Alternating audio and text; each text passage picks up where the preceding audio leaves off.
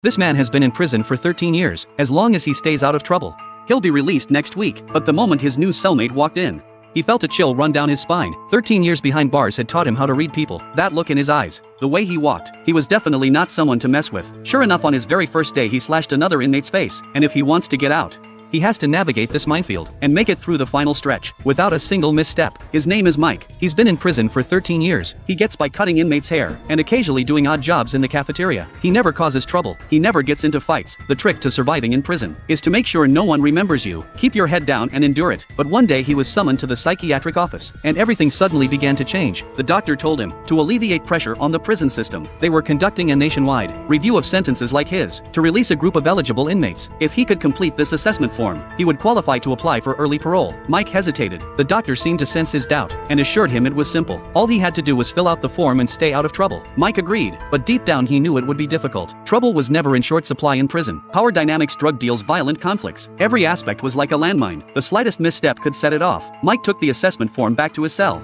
sat down by his bed, and began reading the questions. How many times had he been arrested? Why were you arrested? Do you believe you can abide by the law in the future? Can you become a productive member of society? These weren't difficult. It was simply a matter of writing what they wanted to hear, showing enough remorse and determination. But one question made his pen stop. Do you have family or friends who will support you after release?